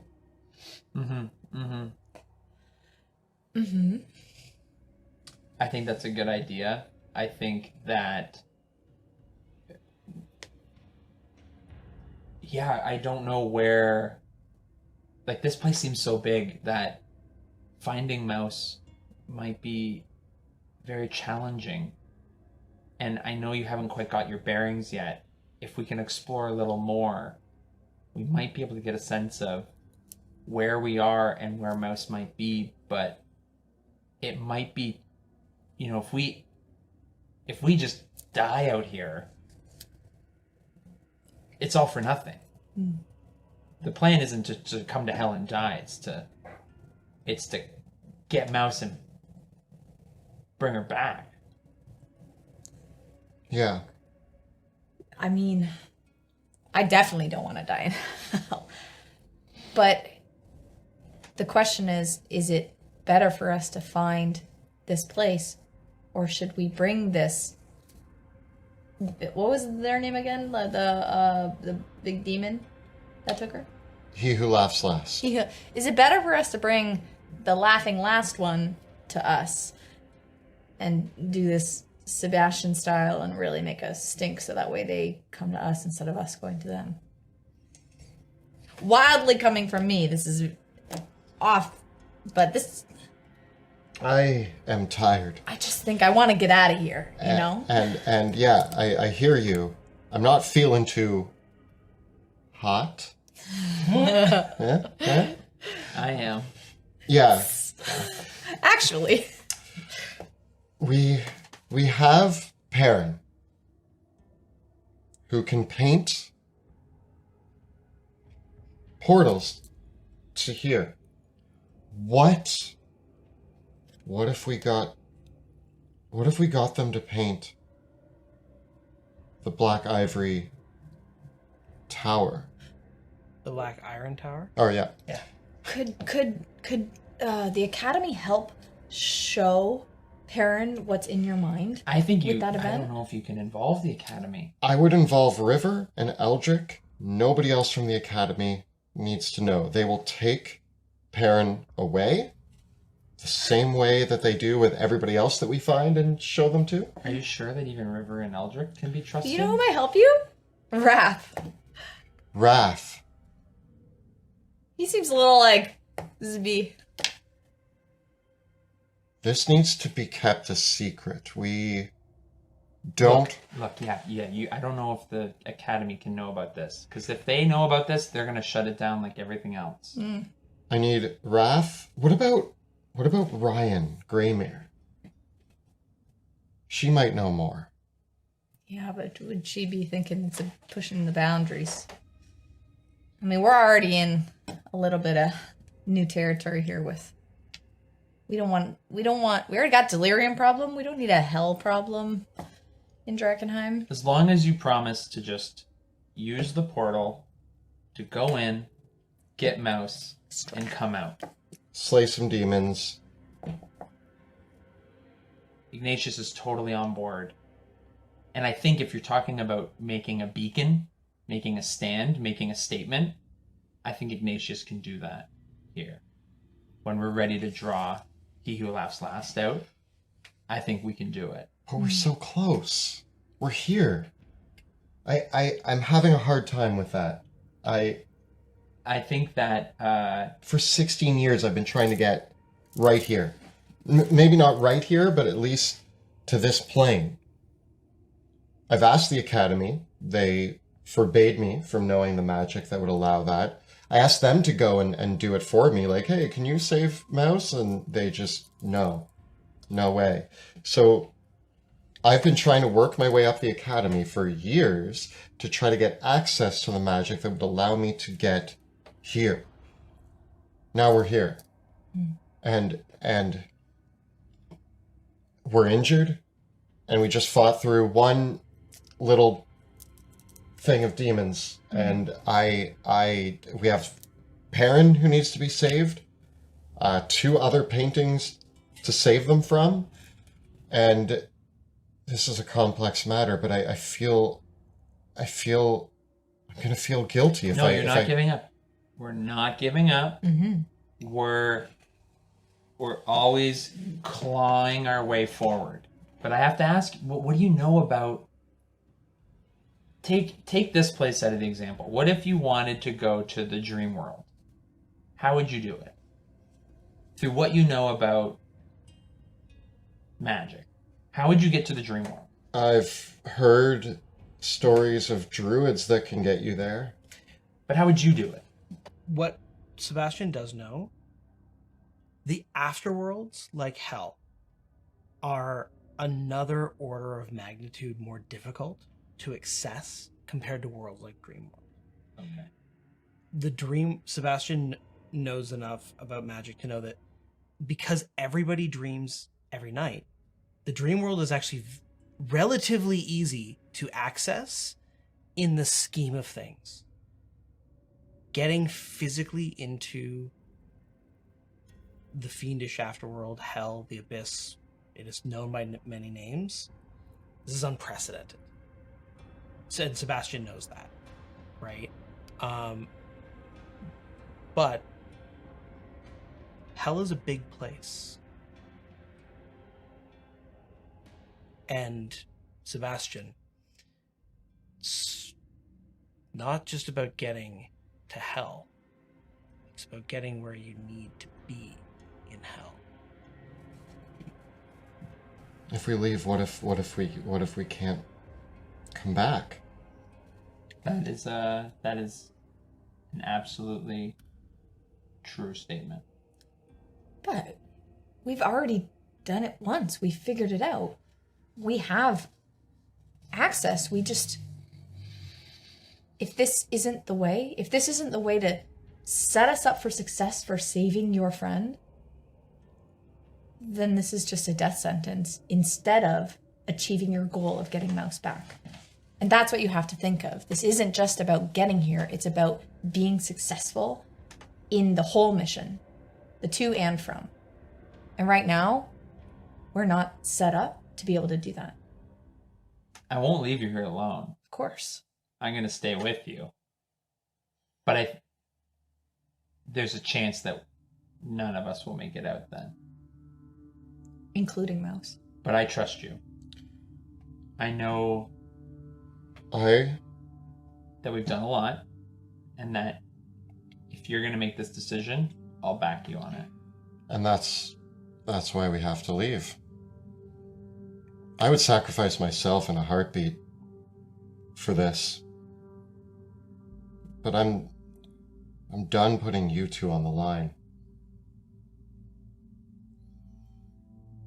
We would put ourselves on the line to help you, but we want to make sure that there's a possibility that we can make it out together.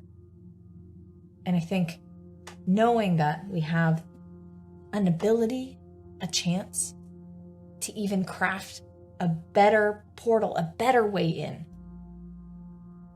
that is going to give us that chance. Bear's right. We've been here before. We're here now. I think we can get back. And I'm fanning myself. It's hot in here. Yeah. It's It's real hot. Yeah, how about con saves all around, please? Oh, 13. You're good? 30? You're good? 3. You gain 1 level of exhaustion from the heat. Veo, you don't look so good. Let's get Veo out of here.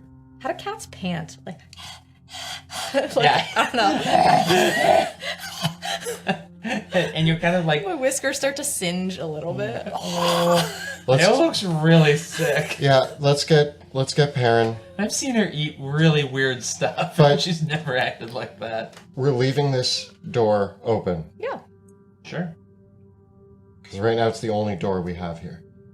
Let's go back and collect Perrin. They need to get out of here too. And if we can get, if we all agree that if we can get Perrin out, maybe they can show us how to paint. However, as soon as we touch Perrin, we're disobeying the rules of the Muses. Mm-hmm. So we got to be prepared for some consequences. The other option is we leave Perrin, we come out of the portal, and we just decide what to do from there. Perrin, I feel, may not be here against, may be here against their will. Forced here by giant cockroaches and shadowy demons that whisper in their ear, it seems like a long way to go for some art. How dare you? The lengths of the artistic process. I don't feel like it's in their best interest to be clinging to a pillar in hell. What, and just go back to Naked. watercolors? Like, you gotta take chances, man. You gotta push the boundaries. Not with delirium. We've seen what happens when you push the boundaries with delirium, and it's not great, except that it has opened a portal to hell, which is something I needed. So, Hawking gift cards on the side of the road. What do you want me to do, Pluto? What do you want me to do? Look, I just think if we're taking Perrin back, we have to be prepared that the Muses will fight us on it. They seem, I believe that they have ill intent, but they are currently neutral towards us. I've got that read. I do want to kill them. Oh my gosh, do I want to kill them? But I don't know if I'm in a state to kill them right now. And will killing them cut off the portal? Yeah, who knows? So it might be in our best interest to leave Perrin, obey the wishes of the muses, and figure out a better... Because Veo's also right. We don't know what's going to happen if we pull Perrin back. What happens to this door? This door might close. So what you're saying is we came in here, got roughed up by a bunch of skeletons and demons, and now we're going to just leave. I mean, again, if the portal closes, the portal closes. I think... No, not if the portal closes. It closes. That's the most important thing. I need this portal. But if Perrin comes with us, Perrin can make another portal. So we take Perrin. Perrin is the important piece here. If we take Perrin, yeah, we just have to be ready to fight. Or run away. But we need all 3 Perrins. Yes. Yeah. And our bodies are still out there, so... If we can't go into another... This is complicated. Let's head back towards the entrance. And as we're heading back, can we just... Who's got the best eyes? Probably Veo. 90 feet of dark vision. I don't know if that means Just to see if the skeletons have Roll a d6. reanimated. All of us? Yep. Oh, 3. 6. 6. They have not! Because maybe now we can set up the Tiny hut. Yeah. If we're gonna, I just think if we're gonna bring Perrin back, which I'm totally fine with, We need we a just have to tiny be hut. prepared. Surreptitiously, you have found a moment of calm in the depths of hell. And so if you want to take a moment to have a short rest, this is your moment. I used all of my hit dice for Ranger and Rogue and got back 87 hit points. Nice. Ugh. I used all but 2 of my hit dice to get 50. Okay. I used 10 of my hit dice to get 70 back. Okay. And your short rest abilities also come back. As you dismiss the tiny hut, you still see the shaken and fearful Perrin gripping the sides of one of the pillars of rock over the magma, naked and shivering. Sweat dripping down their body as they look out onto the landscape around them. You can see, even from the distance that you are at, their pupils dilate as they look in, as if in the throes of fear and nightmare. I'm going to walk up to the pillar. Mm-hmm. Perrin?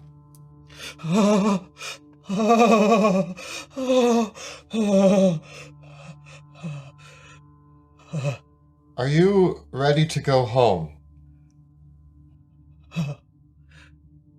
They shake and quiver in terror. Tell them they don't have to be afraid. You don't have to be afraid.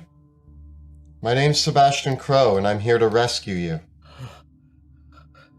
That fear, that the world would see who you are, see you exposed, see who you really are. I can assure you, Perrin, I have the same fears. But what do we do with our fears? We face them. I'm a great and powerful mage, and I've come here to rid you of your fears and to take you home. I've been facing them. I've been facing them this whole time. What do you think I've been doing? I've been facing them this whole time. And you're doing such a good job. We're all so proud of you. Do you want some clothes? There's an expression on their face. Like a tenderness has reached them that they've never been offered. That idea. Make an insight check. 16. It's the expression in someone's face who, when they share something deep about themselves, they think that others will revile, that instead is met with tenderness and acceptance. Perhaps you're onto something. What do you got? Perrin, you've done such an incredible job. Your artwork is amazing, and we came all this way to hell because of how much we appreciate you. I have a bed. Oh, actually, I have comments. Yeah, I probably got some spare pants and a shirt. Even a blanket, actually. Yeah. Okay. Okay, I want to fly over with Casper, Okay. and I want to wrap the blanket around his shoulders and just say, Perrin, you are not alone. We see you. There's a gasp, and they step onto the carpet with you. I'm going to hold their hand and fly back down to the entrance and kind of lead them toward the entrance. As you come through the entrance, you all wake up in your bodies, and you see Perrin still sitting there cross-legged, and you can see the green spirit, the that demon of naked fear. It's whispering into Perrin, and it mutters something about, "Listen! Listen to me! Listen!" And for some reason, it's as if it knows that Perrin can't hear it anymore. Let's just let this play out. We have nothing to do with it. Continue to pretend to be... Yeah. Just stay still, guys. Perfectly still. We're gonna keep sitting there. Okay. Does the demon... It doesn't disappear. But the other two demons chortle as they continue to listen and whisper their lies and inspiration into Perrin's ears. But the green demon doesn't look like it's angry at us? No, it looks like it's angry at Perrin. I'm going to stand up. Okay. You stand up. The spirits don't heed you as you do. And I walk over to the yellow and green portal. The yellow and green portal. Okay. It's more this portal, you see the pyramids here. I look back to Veo and Sebastian, and I kind of give like... I had one eye open. Oh, okay. And I sneak up and go over to Pluto. So do I. I guess they don't really care, see us. I think round 2. I step in. Okay. You step into the yellow portal. You awaken on the other side into a stony tomb, perhaps within the pyramid shown in the art.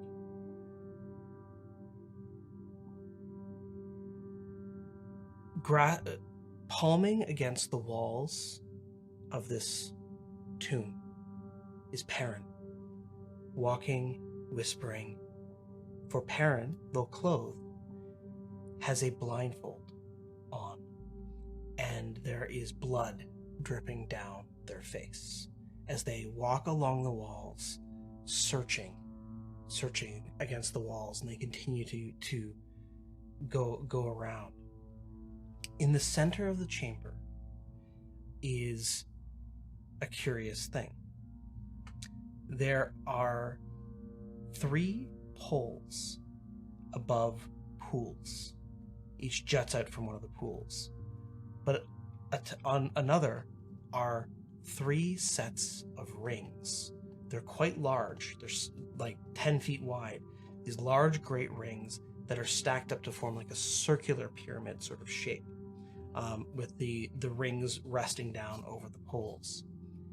Fluttering around in the midst of the chamber is a majestic creature.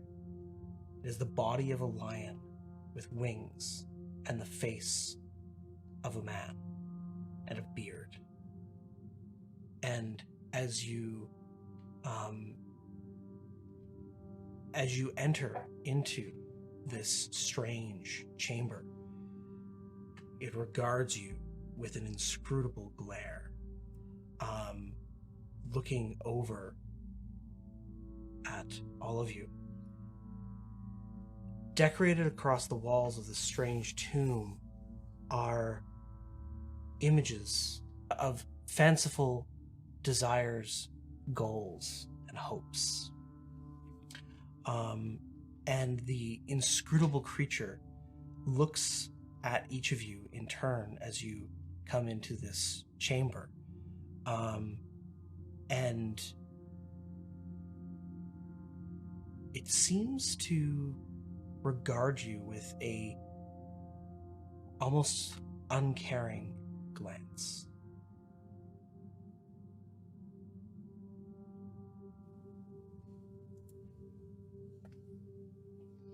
And that is where we'll wrap up for tonight. Wow. We went to hell and back. And back. Well, with that, we'll continue there next time. But for now, a big thank you, as usual, to our amazing cast, Jill, Kelly, and Joe, for playing. And a huge thank you to Kyle for all of the work he does behind the scenes. Thank you, Kyle. And we are just so happy to be back in the basement of Kyle's thumb. Amazing. And a huge thank you as well to our game master, Monty Martin. This. Good hell. Yeah, the floor was lava. Well, blood. Yeah. But Blood was the lava. sky. This rating. Well, in our game tonight, we use a variety of incredible assets produced by talented artists. They have graciously given us permission to use them in our games, and we hope you can go out and support some of these amazing creators. We have some wonderful Dwarven Forge terrain. Yeah, the hellscape. The hellscape. It looks like it's backlit, and it's it's a really impressive set. amazing. Some miniatures by WizKids and Hero Forge, and as always, player character artwork by Elizabeth Perot, and music by Tabletop Audio. So go out, and if you want something like this in your own games, go check out Dwarven Forge. Our videos and live streams are made possible because we have an incredible community of Patreon supporters backing us up. If you enjoy the work that we do here on YouTube, Twitch, and elsewhere, please consider becoming a patron of our show by following the links in the description below. of course, don't forget to also look for the Teespring store where you can find all of your favorite Dungeon Dudes t-shirts. Check out bit.ly/Dungeon Dudes merch. We also have a phenomenal Discord community exclusive for our patrons, so if you want to join in on the conversation on all tabletop role-playing games and everything else that we like to chat about, if you're joining our Patreon, join us on Discord and come hang out. We got new videos dropping every other Tuesday and every Thursday on YouTube, so check us Dungeon Dudes out on YouTube as well. And you can check out the broadcast of these games on Tuesday on Twitch. You can check us out from 6 p.m. to 9 p.m. Eastern Time at twitch.tv/dungeon_dudes. You can also watch the video episodes of the show on YouTube or check us out as an audio-only podcast as well. Thank you all so much for watching, and we will see you next time in Drakkenheim.